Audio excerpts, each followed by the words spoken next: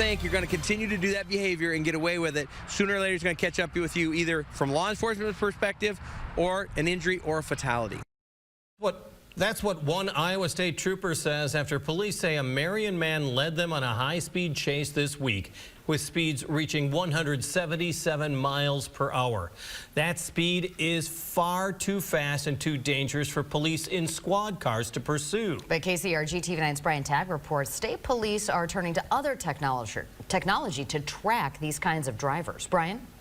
Police say 19-year-old Kyle Ward was performing tricks while someone filmed from the back of a pickup truck. Cedar Rapids police say that was when they saw Ward pop a wheelie and began to chase him, but they were unable to keep up with their squad cars.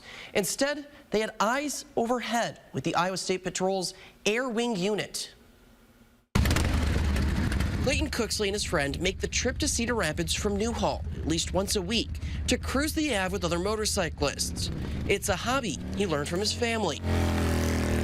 There's a lot of freedom when it comes to riding a bike, which I like. You know, you're not restricted in just four wheels. You got two wheels, you can kind of bounce around the road if you really wanted to. It's just a whole lot more fun. Cooksley says he heard about the police allegations that 19-year-old Kyle Ward was being videoed doing stunts along Highway 100 before police say he took off hitting speeds up to 177 miles per hour. While Cooksley says his bike doesn't go that fast, he says there is a certain mentality among some motorcyclists.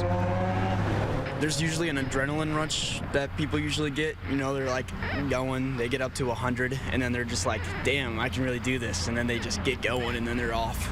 Iowa State Patrol Trooper Bob Conrad says police had seen Ward doing tricks while being filmed. Police released this photo showing the speed he was traveling.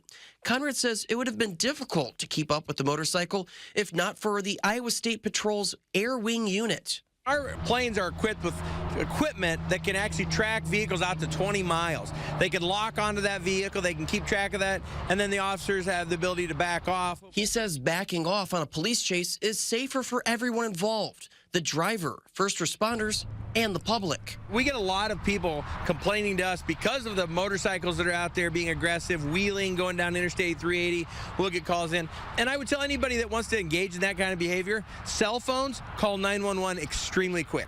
Cooksley says some motorcyclists are very good at eluding police. Cyclists can often track police before police can track them. People have an app that try to give them information on where the cops are and all that.